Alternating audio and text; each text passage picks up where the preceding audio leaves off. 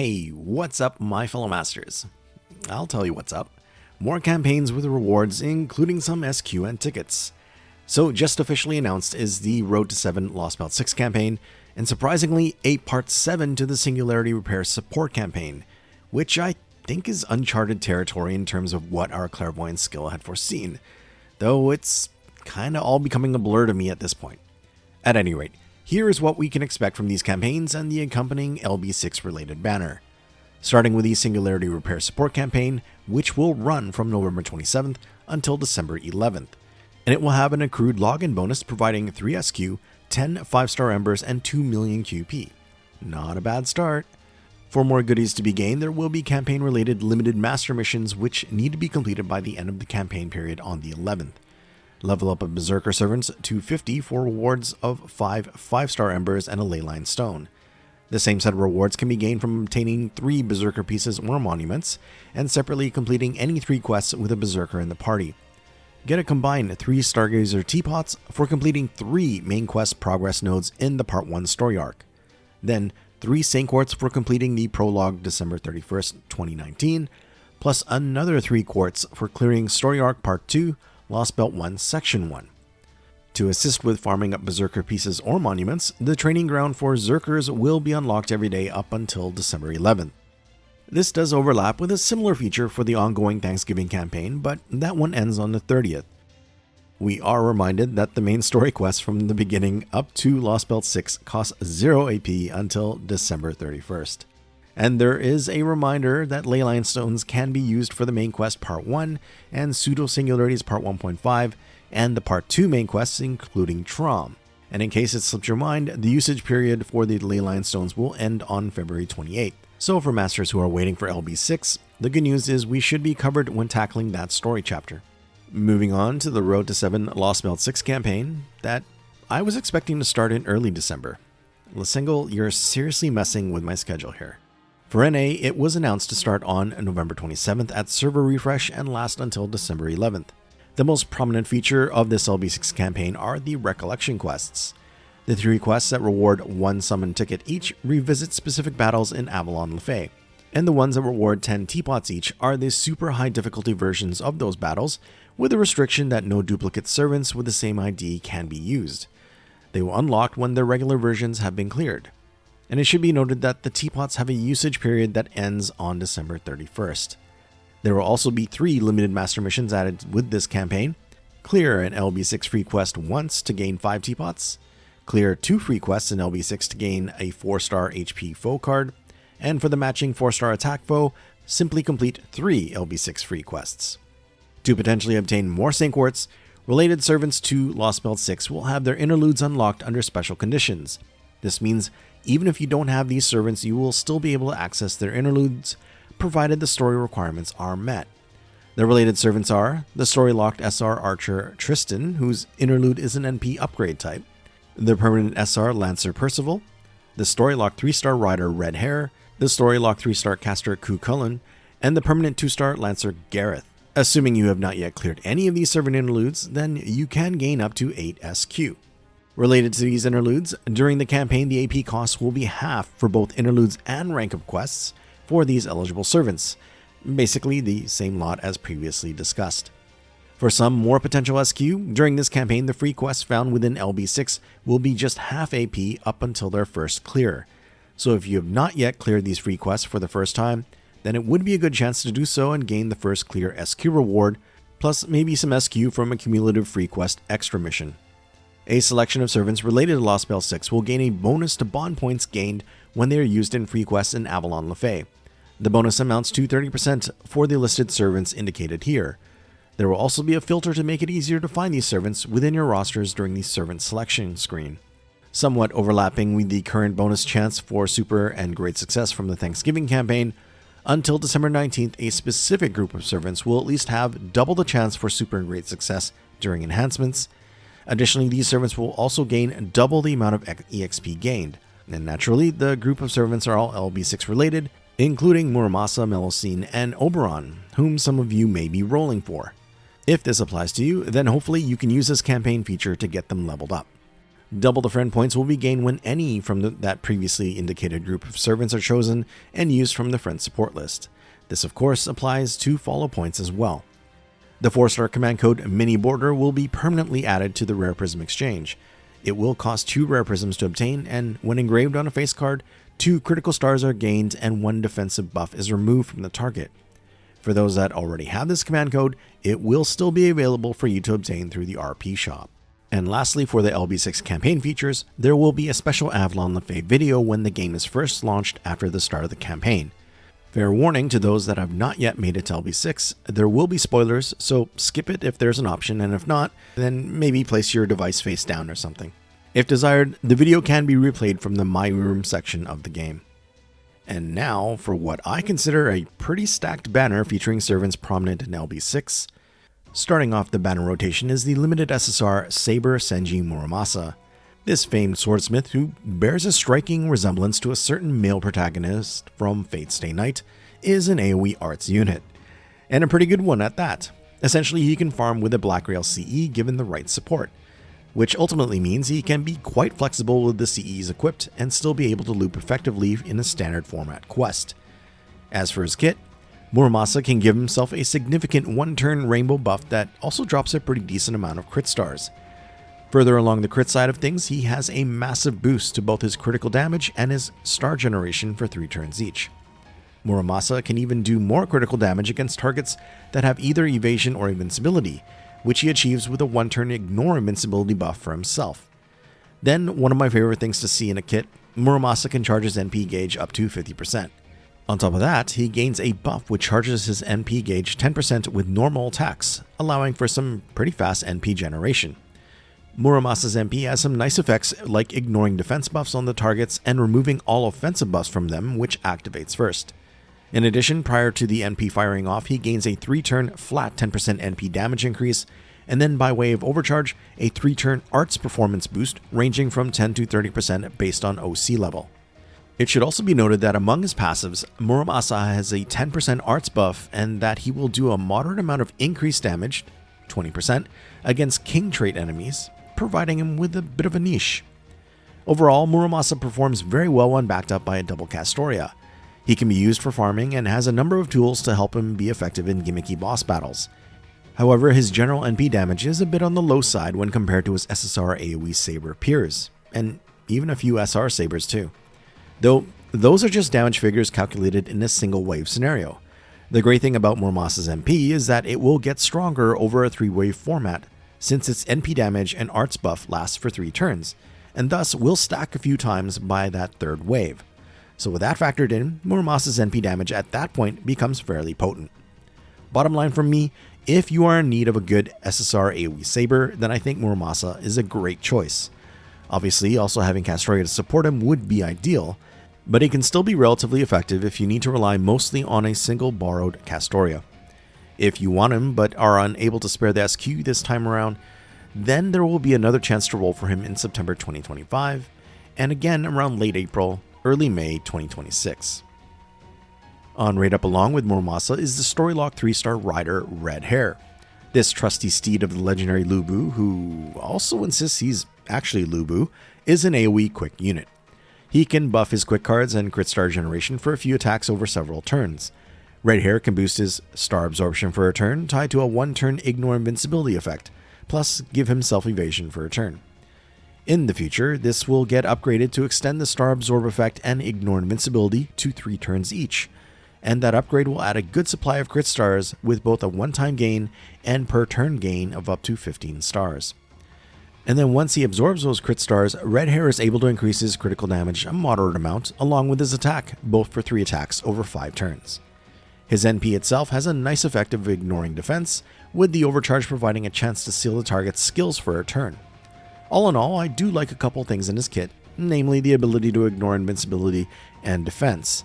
And when he gets that upgrade, Red Hare also becomes a pretty good critical star generator, although him being a rider as it is makes it difficult to have other servants use those stars if needed. But in terms of general NP damage output, the free 3-star AoE quick riders Alexander and Medusa have Red Hare handily beat.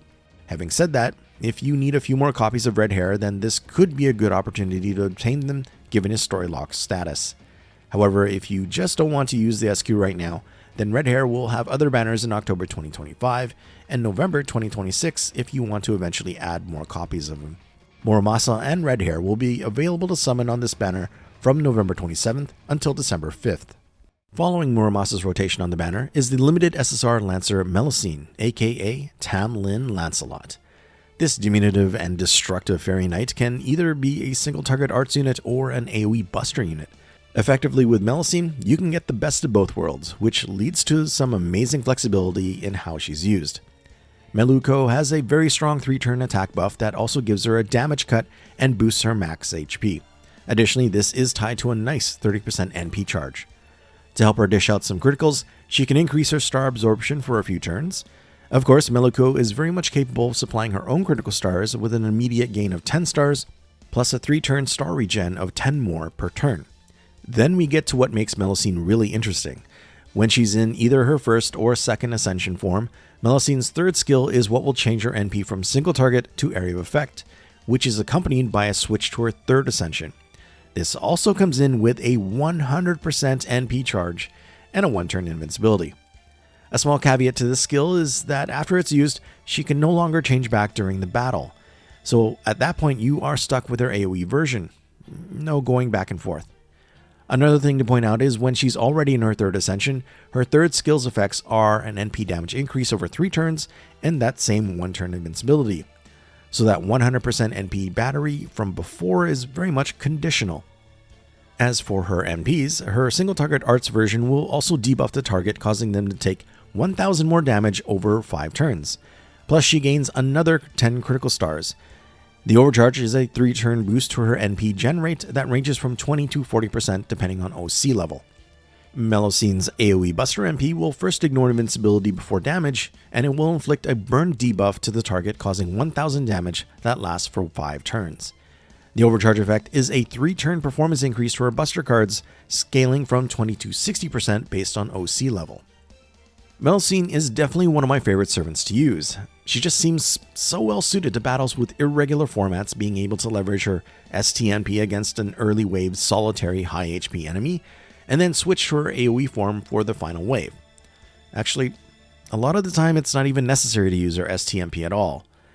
Melusine is one of the few units that can use the Black Rail CE to 3-turn Buster farm, which is possible thanks to her 100% NP battery to start off the battle. And since her skills have relatively short cooldowns, Double Coin Skya will allow them to be used again by the third wave. Switch in Oberon to help Meluko fill up her NP gauge and 3-turn complete. Overall, Melusine's strengths are not in absolute NP damage either for her ST or AoE versions. Her NP damage output could be considered around the middle of the road among her Lancer peers, give or take. Not exactly weak, but not at the top of the pack either. But when you factor in the overcharge effects of either version, a clear synergy becomes apparent. A boost to her NP generation for her ST Arts NP, so basically get a good refund and fire off the NP again if needed. A 3-turn Buster buff for her AoE NP. They will stack and at least become a 60% increase by the time she fires off the final NP to clear Wave 3. And let's not forget about being able to use her attack buff twice and even use her third skill's NP damage buff as well, courtesy of Double Coin Skya. At any rate, if you don't have an SSR Lancer or need either an ST or AoE Lancer, Melusine is the servant for you. She could conceivably be the last Lancer you will need for your roster. And if you're in a dilemma of needing both an SSR AoE Saber and an SSR Lancer, then my pick would be Melusine, just due to the versatility she offers.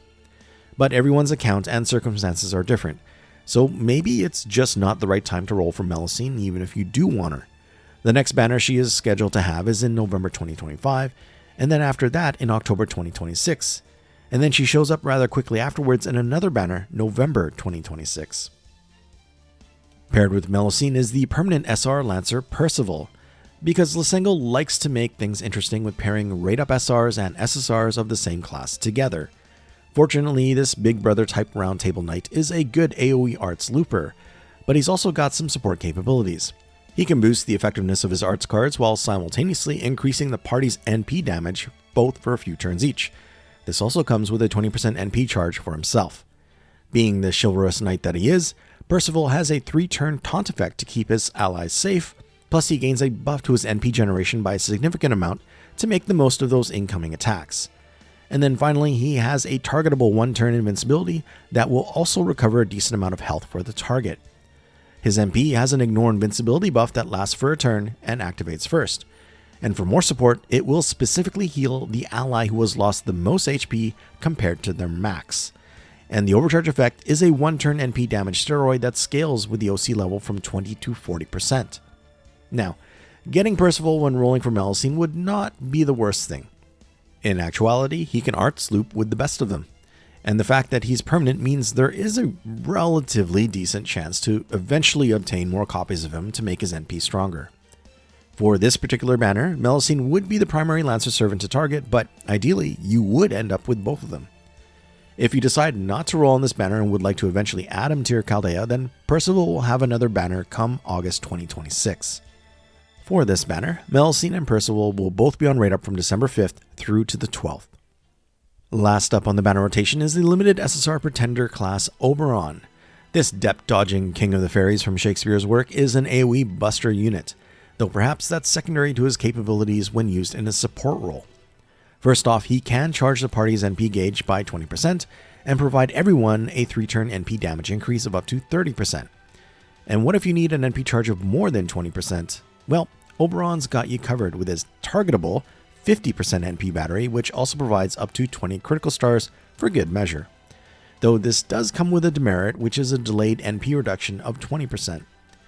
Then, as if having the potential to charge the MP gauge of your DPS up to a combined 70% wasn't groundbreaking enough, Oberon's third skill takes things further.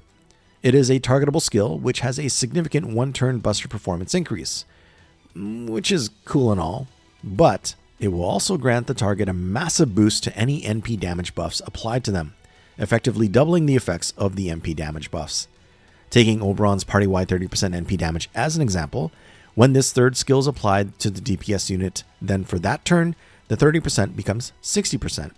And if they also had a regular Black Rail equipped, then the effect for that one turn would be 180% NP damage. And then you start to see how incredibly potent this skill's effect can become based on how much you can stack buffs that increase MP damage. Naturally, there is a downside to it. It's basically an all or nothing skill, since at the end of the turn it was applied, your DPS unit will have all of their buffs removed and be placed in an unremovable sleep state with a 3-turn taunt applied to them as well. So if there's a surviving enemy, your DPS unit has basically turned into dead weight with a bullseye on it. It will even seal off their ability to order change via a Mystic Code. Debuff immunity, debuff removal, none of that will help prevent this absolute debuff effect tied to this skill. Now, Oberon himself can be used as an attacking unit utilizing his AoE Buster NP. It will remove the offensive buffs of the targets and inflict them with a sleep status for a bit of stalling. It also has an interesting demerit of giving the targets a one-turn invincibility, which both ensures the sleep status is not interrupted, but also prevents any follow-up regular attacks for that turn, unless of course an Invul Pierce was applied to whomever was attacking. Oberon also has a pretty good niche with his NP's Overcharge, which deals extra damage to enemies with a lawful trait, something that can be encountered often enough. Generally speaking, if you can properly leverage Oberon's NP damage up boost, then SSRs at NP1 start to feel far stronger. And that's not even counting the bonus aspect to Oberon, where he can also be used offensively, which can be extremely useful in multi-core setups. Buster units will tend to have an advantage thanks to that targetable one-turn buster increase of his, but for the most part, Oberon can be used effectively in supporting arts and quick teams as well, so don't let that one aspect of his kit sway you into thinking he's predominantly a buster support. He's actually quite versatile. Now, I have seen some questions about who to prioritize, Oberon or Chulainn Sky of Light, and I think it largely depends on your roster and which servants you use the most. If most of your main servants consist of buster units, then, in my opinion, I think Chulainn Sky would probably provide more benefit in that scenario, due to her being quite specialized in supporting the buster meta, including providing incredible buster crit support. But if your mains are a mix of all three NP card types, or even just arts and or quick, then Oberon's abilities will bring more benefit. But perhaps another thing to consider if you have to choose between Oberon and Chulainn Sky is how long you will have to wait for the next opportunity to roll for either of them. In this case, Chulainn Sky of Light is currently scheduled to next have a banner in January of 2026. about a year off from her upcoming December banner, whereas Oberon will have his next banner in August of 2025. So, going by this criteria, it may be better to roll for, and hopefully get, Koyanskaya when she comes up in December, and then wait the 7 or so months for Oberon to come back around. But like I said before, everyone's account circumstances are different, and it can certainly be argued that Oberon will provide more benefit than Koyanskaya, even for a roster full of Buster mains. I just happened to get Koyanskaya on my JP account long before I got Oberon, and with Arjuna Altar as a main there, I found I could tackle nearly everything using double Chulainn and Gajuna. So those are my 2 cents on the Oberon Koyanskaya dilemma. Tagging along with Oberon is the story-locked 3-star caster version of Chulainn. This version of the legendary Celtic hero is an AoE buster unit, and perhaps a bit surprisingly, one of the few units that can 3-turn buster farm with the Black Rail CE. After a few upgrades and double Koyanskaya, that is.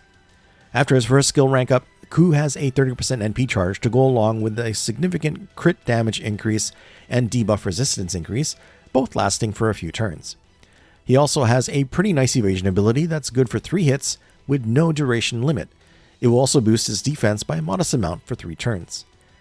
And then after a certain point in Lostbelt 6, Chulainn's 3rd skill gets a major overhaul. Still present are the debuff removal and HP recovery effects, but in addition, he gains a 30% 3-turn attack increase and a 1-turn delayed effect that provides a Guts with a 3k HP revive after a turn, plus a self-sacrifice demerit after 1 turn. So what's the point of that? Well, there is another buff present that activates when his Guts is triggered, which charges his NP gauge by 80%.